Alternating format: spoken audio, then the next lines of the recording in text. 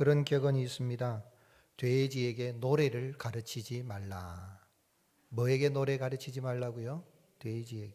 왜냐하면 돼지에게 노래를 가르치면 돼지도 힘들고 그 노래를 듣는 사람도 힘들기 때문이라고 합니다.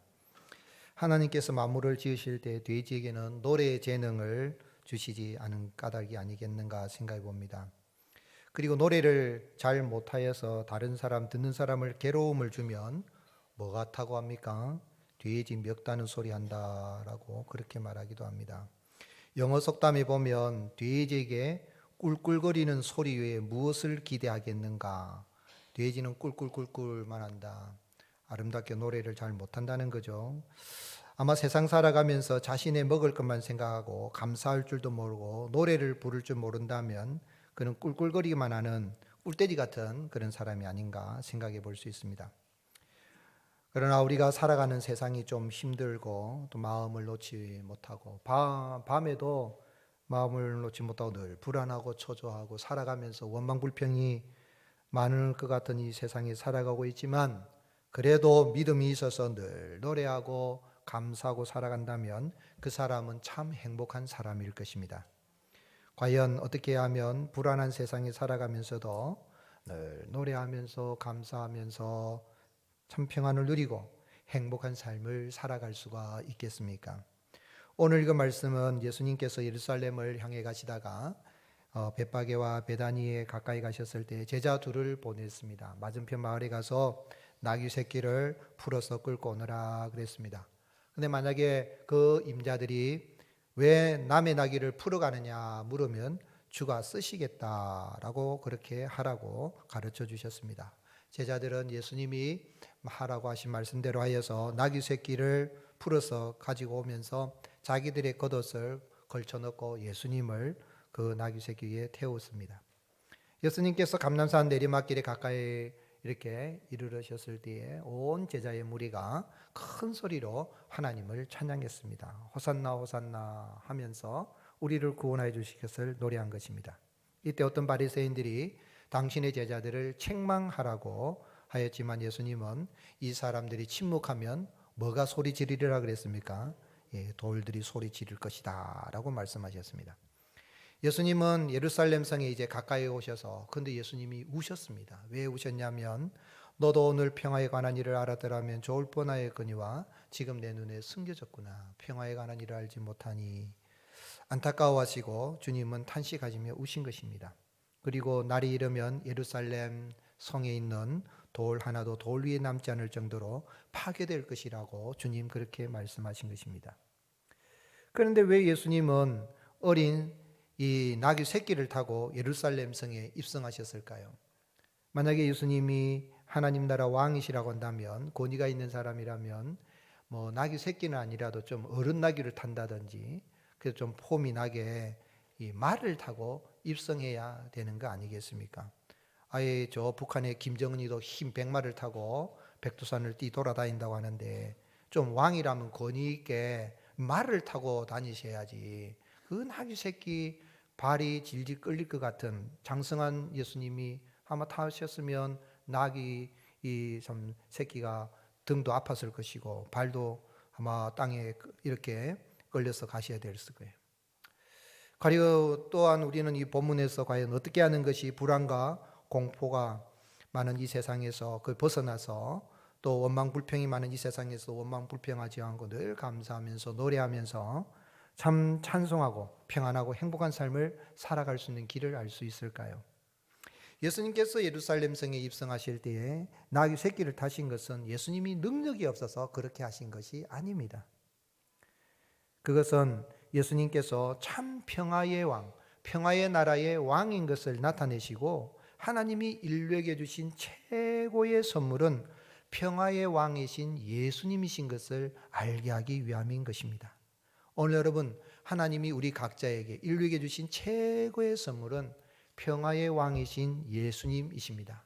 그 예수님을 영접하면 이 땅에서 평화의 나라, 참 평화를 누릴 뿐만 아니라 우리가 이 세상을 떠나도 영원한 평화의 나라에 들어가게 되는 것입니다. 그래서 예수님께서 예루살렘에 입성하니 그 따르는 온 제자의 무리가 이제 예수님을 향하여 노래할 때 뭐라고 노래했습니까? 38절에 이르되 찬송하리로다 주의 이름으로 오시는 왕이여. 함께 읽으시겠습니다. 하늘에는 평화요 가장 높은 곳에는 영광이로다. 아멘. 하늘에는 평화요. 이 노래는 시편 118편 25절 26절 말씀을 주님이 성취하신 것입니다. 여호와여 구하옵나니 이제 구원하소서. 여호와여 우리가 구하옵나니 이제 형통하게 하소서. 여호와의 이름으로 오는 자가 복이 있으며 우리가 여호와의 집에서 너희를 축복하였도다 라는 이 시편 118편의 말씀을 주님이 성취하신 것이죠. 그런데 무리들이 이렇게 예수님을 맞이한 건 이유가 있습니다. 오늘 말씀인 37절에 보면 자기들의 본 모든 능한 일로 인하여 그들이 기뻐하며 찬양했다 그랬는데, 평행본문인 요한복음 12장 사도 요한은 요한복음 12장에서 17절 18절에 보면 나사로를 무덤에서 불러내어 죽은 자 가운데서 살리실 때에 함께 있던 무리가 증언한지라. 이에 무리가 예수를 맞으면 이 표적 행하심을 어떻게 해요? 들었음이라라.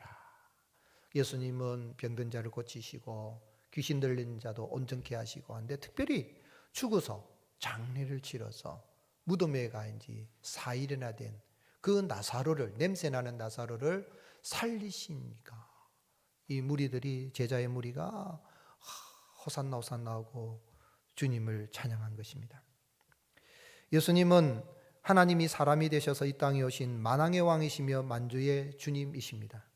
그리고 예수님은 모든 무리가 볼 수 있도록 예수님께 나오면 모든 병든 자들이 고침받고 귀신 들린 자들이 온전케 되며, 예수님은 죽은 자도 살리시는 전능하신 하나님이십니다. 그런데 예수님께서 이렇게 나귀 새끼를 타신 것은 예수님이 이루시기를 원하는 나라는 참 평화의 나라, 그 나라를 이루시기 위하여서 이 땅에 오셨고, 예수님은 그 참 평화의 나라를 이루는 것은 말이나 군말을 타는 그것으로 이루어지는 것이 아니라 겸손의 상징으로서 나귀 새끼를 타시고 예루살렘에 이르러 입성하시는 겸손히 섬김을 통하여서 그 나라를 이룰 것을 보여주신 것입니다.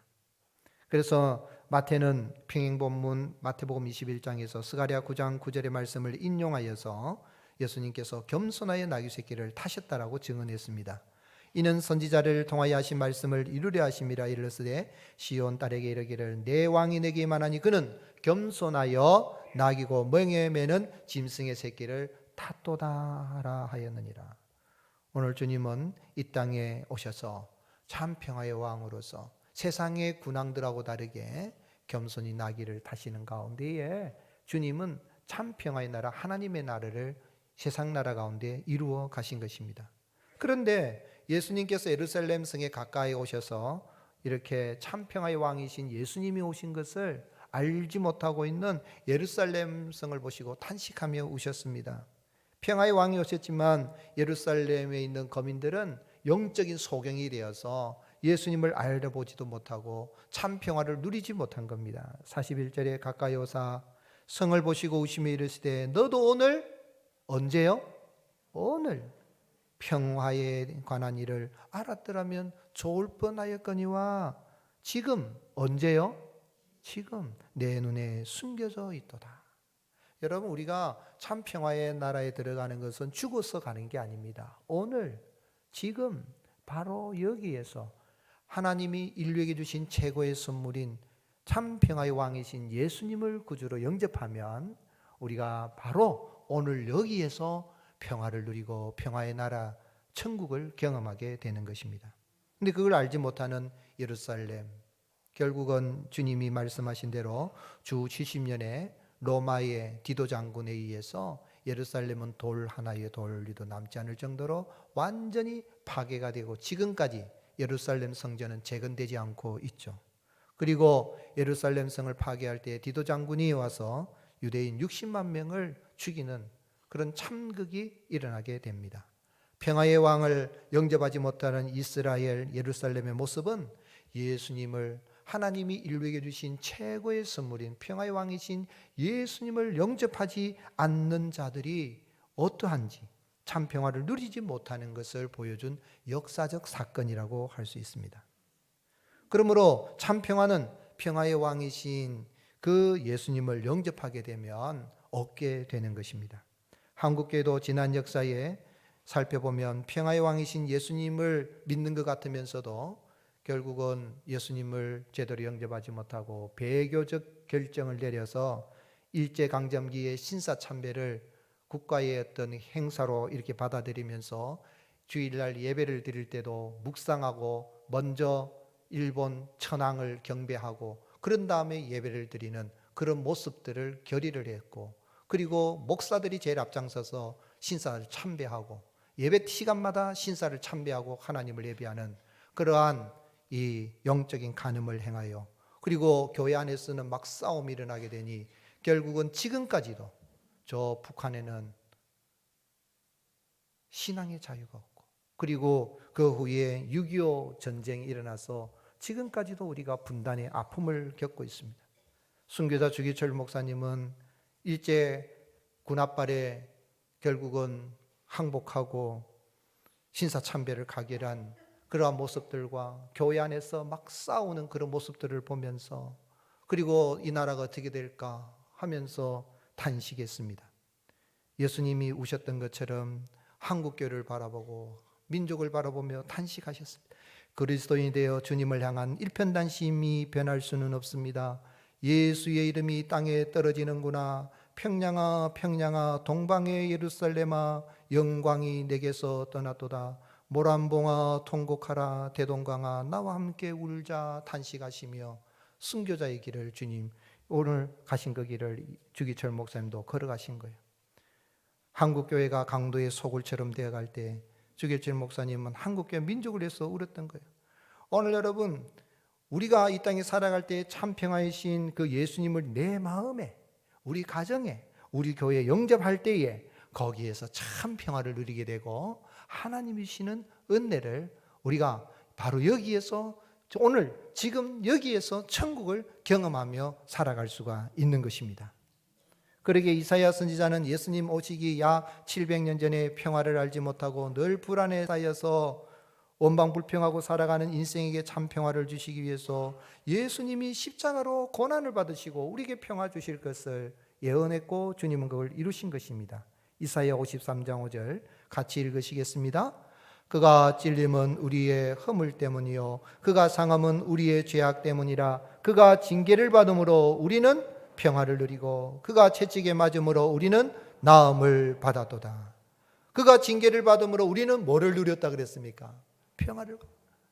내가 징계를 받아야 되고 내가 채찍에 맞아야 되고 내가 죽어야 할 자리에 주님이 대신 죽으시기 위하여서 평화의 성 예루살렘, 예루살렘 평화의 도시란 뜻이잖아요. 이곳에 평화의 왕이 오셨지만 예루살렘은 그걸 알지 못하니 역사 속에서 큰 어려움을 겪었고 한국 또 대한민국, 한국 이 한반도도 그런 과거의 아픔이 있는 것입니다. 하나님은 모세를 통하여 택한 백성 이스라엘 백성이 들어가는 가나안 땅에 평화를 주실 것을 약속하셨고 그 평화는 평화의 왕이신 예수님이 예루살렘에 오심으로 말미암아 성취가 된 것입니다. 레위기 26장 6절 내가 그 땅에 평화를 줄 것인즉 너희가 누울 때에 너희를 두렵게 할 자가 없을 것이며 내가 사나운 짐승을 그 땅에서 제할 것이요 칼이 너희의 땅에서 두루 행하지 아니할 것이며 너희의 원수들을 쫓으리니 그들이 너희 앞에서 칼에 엎드러질 것이라. 너희 5이 100을 쫓고 너희 100이 만을 쫓으리니 너희 대적들이 너희 앞에서 칼에 엎드릴 것이며 내가 너희를 돌보아 너희를 번성하게 하고 너희를 창대하게 할 것이며 내가 너희와 함께한 내 언약을 이행하리라. 그 평화의 언약을 예수님이 오셔서 다 이루신 것입니다. 그러므로 사도 바울은 하나님의 나라는 의와 평강과 희라고 증언했습니다. 로마 교회 안에 먹는 문제 가지고 막 교회 안에 막 싸우니까 제발 먹는 문제 가지고 싸우지 말라면서 음식 문제를 가지고 그리스도께서 피로 값주고 산 형제 자매를 실족시키지 마라. 하나님의 사업을 무너지게 하지 마라 하면서 뭐라고 이야기했습니까? 로마서 14장 17절 같이 읽겠습니다. 하나님의 나라는 먹는 것과 마시는 것이요 오직 성령 안에 있는 의와 평강과 희락이라. 아멘. 여러분 교회 와서 먹는 것 때문에 삐지지 말고요. 먹는 것 때문에 싸우고 그러면 안 돼요. 오늘 하나님의 나라는 어떤 나라라고요? 의와 평강과 희락이라 그랬어요. 오늘 여러분 평화의 왕이신, 인류에 주신 최고의 선물이신 평화의 왕이신 예수님을 내가 영접하면 내 마음 평화의 나라가 임하게 됩니다. 또한 우리 가정에 평화가 임하게 됩니다. 교회는 이 세상에서 하나님 나라를 보여주고 참 평화의 나라를 보여주는 공동체로 세워지는 것입니다. 예수님은 평화의 왕이신 하나님 나라의 왕이십니다. 하나님 나라는 영원한 평화의 나라입니다. 평화의 왕이신 예수님, 하나님이 인류에 주신 최고의 선물이신 예수님을 구주로 영접하여서 불안에 떨지 말고 원망불평하지 말고 늘 감사 찬송하며 살아갈 수 있기를 주님의 이름으로 축복합니다. 어느 정신병원에서 정신과 의사가 환자들을 한 사람씩 불러서 상담을 했습니다. 상담하던 의사가 한 환자의 이름을 불렀어요. 그런데 환자가 대답이 없어요. 다시 또 불렀는데 대답이 없어요. 근데 마침 보니까 그 환자가 저쪽 대기실에 다른 환자들하고 어울리고 있는 거예요. 그래서 의사가 물었습니다. 왜 당신의 이름을 부르는데 대답하지 않습니까? 그러니까 이 환자가 정색을 하고는 뭐라고 이야기하냐면 이제부터는 나를 나폴레옹 장군이라고 부르시오.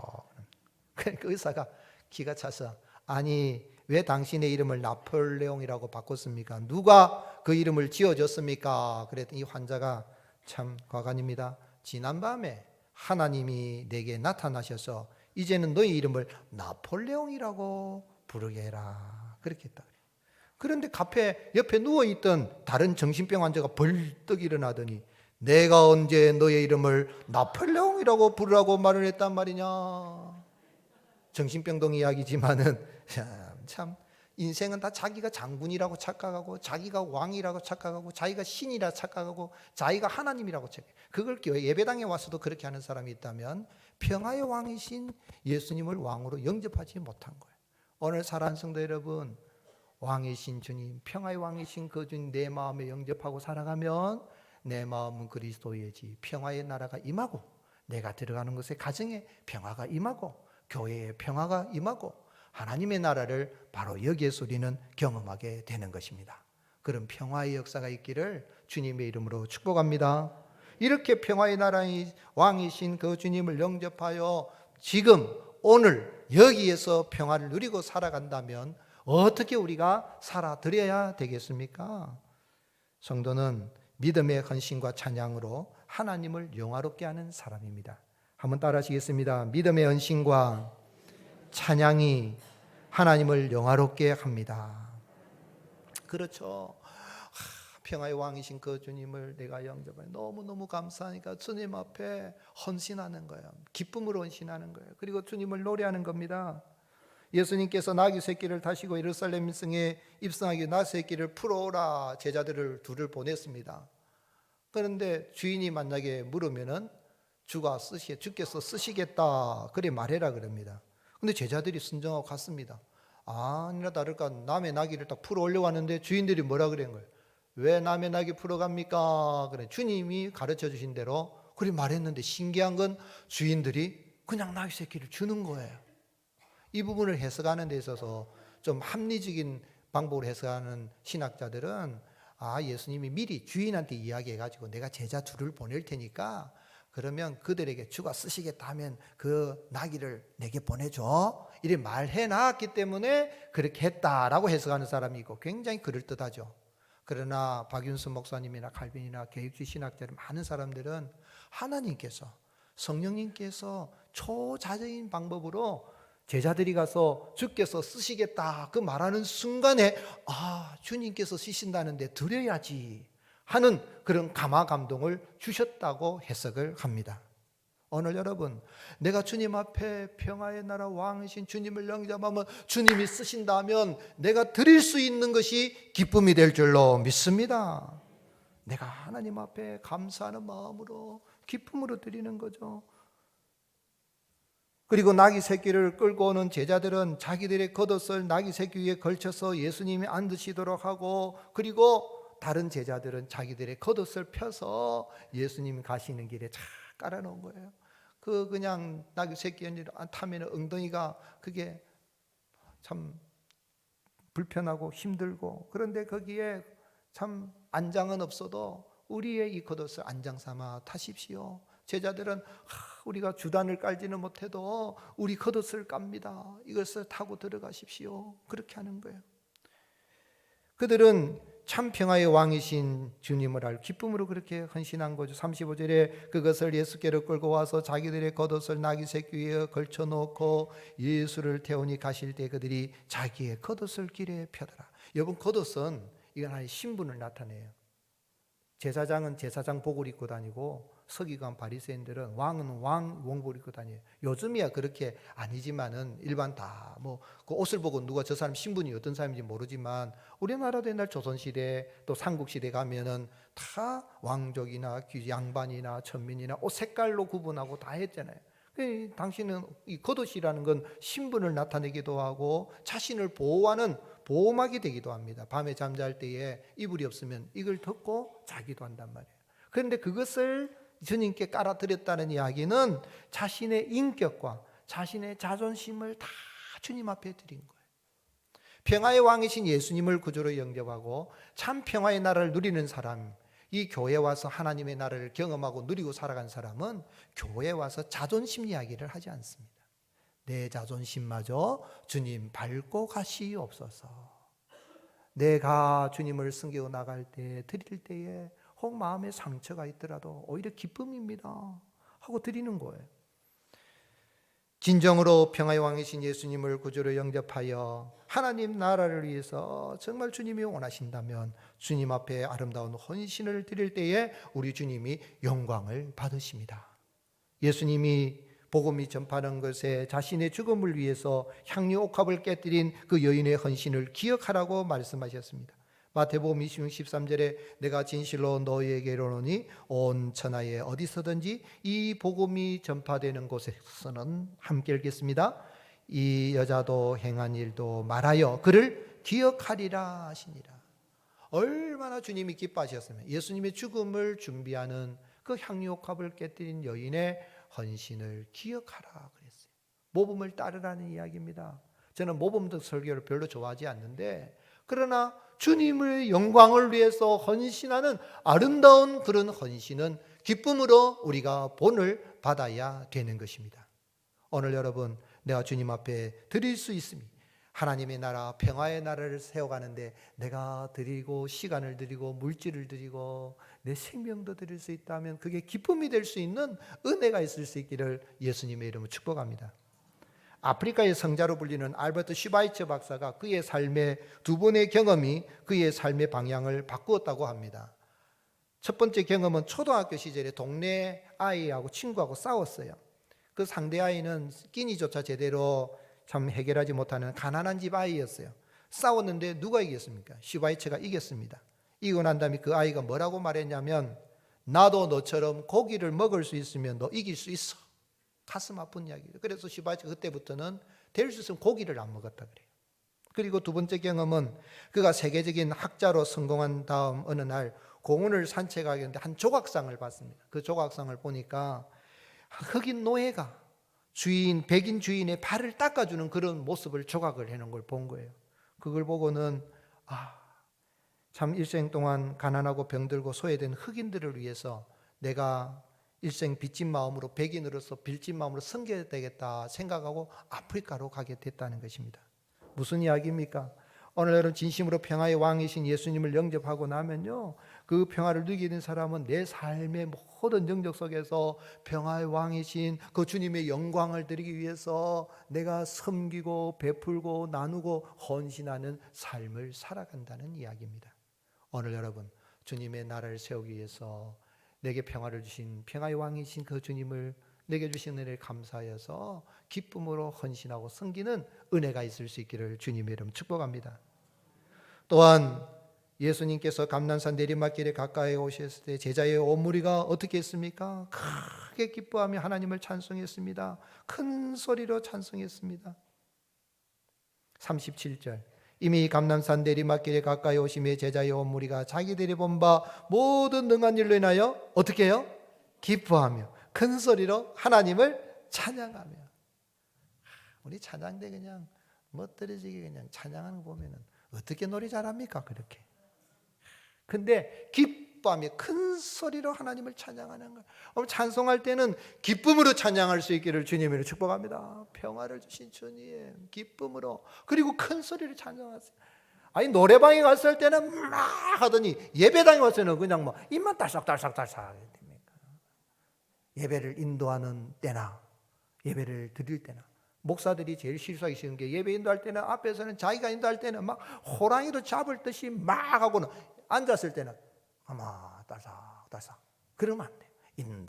인도할 때는 오히려 더 신경 쓰이죠. 그러나 예배 드리는 가운데 있다면 온전히 주님을 배에 힘을 재서 내게 평화를 주신 주지, 평화 평화, 그 주님을 노래할 때 우리 주님이 영광 받으시는 것입니다. 그런데 그걸 평화를 알지 못하는 바리새인, 예수님을 평화의 왕으로 영접하는 바리새인들은 뭐라고 합니까? 당신 제자들 좀 꾸짖어라. 말하자면 주의 이름으로 오시는 이요 호산나 다윗의 자손이요 메시아로 예수님을 칭송하면 신성 모독이다. 지금 당신 제자들 정신없는 소리 한다. 잠잠하게 해라. 그래 예수님 뭐라고 말씀했어요? 40절 같이 읽겠습니다. 대답하여 이르시되 내가 너희에게 말하노니 만일 이 사람들이 침묵하면 돌들이 소리 지르리라 하십니다. 그렇습니다. 오늘 여러분, 내가 예배당에 나와 찬송할 수 있는 시간이 주어지고 찬양할 수 있을 때는요, 힘을 다해서 목청껏 노래하고 찬양할 수 있기를 주님의 이름으로 축복합니다. 하나님은 그의 백성에게 찬송의 옷을 입혀주십니다. 이사야 선지자는 메시아가 오시는 은혜의 해, 하나님의 보복의 날에는 하나님께서 그의 백성에게 근심되신 찬송의 옷을 입혀주실 것이라고 예언했고, 주님은 그 예언을 다 성취하신 것이죠. 이사야 61장 2절 여호와의 은혜의 해와 우리 하나님의 보복의 날을 선포하여 모든 슬픈 자를 위로하되 무릇 시온에서 슬퍼하는 자에게 화관을 주어 그 죄를 대신하며 기쁨의 기름으로 그 슬픔을 대신하며, 함께 읽으시겠습니다. 찬송의 옷으로 그 근심을 대신하시고 그들이 의의 나무고 여호와께서 심으신 그 영광을 나타낼 자라 일컬음을 받게 하려 하심이라. 여러분, 우리 주님 찬양받기를 원하시고 찬송받기를 기뻐하십니다. 그래서 바울이 하나님이 우리를 창세전에 택하시고 구원한 목적이 뭐라 그랬습니까? 찬송하게 하렵니다. 노래하게 하렵니다 그랬어요. 그 기쁘신 때로 에베소서 1장 5절에 그 기쁘신 때도 우리를 예정하사 예수 그리스도로 말미암아 자기 아들들이 되게 하셨으니 이는 그가 사랑하시는 자 안에서 우리에게 거저 주시는 바 그의 은혜의 영광을 찬송하게 하려 하는 것이라. 성도가 천국에 가서 하는 일이 있다면 그건 찬송하는 일이에요. 요한계시록은 5장까지만 기록해도 사실은 끝입니다. 6장 거기에 보면은 인나팔 대접 이렇게 하고, 그리고 나서 또 이 신천지, 천년왕국, 신천, 새로운 하늘과 땅을 이야기를 하지요. 그런데 요한계시록 5장 11절 12절에 보면 내가 또 보고 들음에 보좌와 생물들과 장로들을 둘러서 많은 천사의 음성이 있으니 그 수가 만만이요 천천이라. 큰 음성을 이르되 죽임을 당하신 어린 양은 능력과 부와 지혜와 힘과 존귀와 영광과 찬송을 받으시게 합당하도다. 우리가 새 땅, 새 예루살렘에 들어가서 천국에 들어가서 우리가 할 일은 찬송을 부르는 일. 예배당에 와서 찬송을 부를 때 주님의 영광을, 내게 평화를 주신 주님 감사합니다, 내가 주님을 높여드립니다 하고 주님을 찬양하고 나가면 이 세상에 어떤 가수보다도요 주님이 더 기뻐하십니다. 세상의 가수들을 보면 노래 참 잘하더라고. 실명을 말해도 괜찮겠지요. 임영웅, 와, 노래 보면 그 미장원의 아줌마들이 그리 좋아한다는 거야. 임영웅 하면 임영웅. 그런데 여러분, 그 가수가 노래하는데 보면, 그 노래하는 가수의 모습을 보면 그 마음속에 뭐가 있습니까? 노래가 있어요. 노래가. 그래야 노래가 있지. 노래 주머니가, 노래니까 노래가 나오는 거예요. 무슨 이야기입니까? 오늘 평화의 왕이신 예수님 내 안에 계시면, 우리의 노래가 되시는 주님이 계시면, 내가 이 세상 살아갈 때 불안하고 초조 긴장이 있고 원망불평이 나올 만한 세상일지 몰라도 늘 감사 찬송하고 노래하고 행복한 삶을 살아갈 수가 있는 것입니다. 평화의 왕이신 주님, 내게 귀한 선물로 주신 주님, 내가 주님을 노래합니다. 찬송합니다. 제가 요즘 길을 가나 앉아나서나 샤워를 하나 잠을 잘 때도 자꾸 제 귀에, 제 머리에 떠나지 않는 가락이 있어요. 그러면 내 마음에 간 노래 있어 나 즐겁게 늘 부르네. 오늘 여러분 내 마음에 뭐가 있다고요? 노래가 있어요. 우리의 노래이신 그 주님이 어디 계십니까? 내 마음에 있어요. 내 마음에 예수님이 있어 나 즐겁게 늘 부르네. 그 노래를 부를 때 평화의 말이다. 평화 하나님 주신 선물 놀라운 주의 평화 하나님 선물일세. 아멘. 오늘 여러분 세상 살아도 속상할 일 많지요. 화날 일도 있지요. 원망 불평할 일이지요. 그럴지라도 오늘 여러분 내 눈앞에 먹고 마시는 꿀꿀거리는 돼지처럼 살지 말고 우리는 하나님의 자녀라. 평화를 주신 주님 감사합니다 하고 주님을 노래하며 나가면 자 죽어서도 평화의 나라 영원한 나라 들어가겠지만 바로 여기에서 오늘 여기에서 우리는 평화를 누리며 우리가 가는 곳에 참 평화의 역사 생명의 역사가 일어나게 되는 것입니다. 복된 한 주간 되시기를 예수님의 이름으로 축복합니다.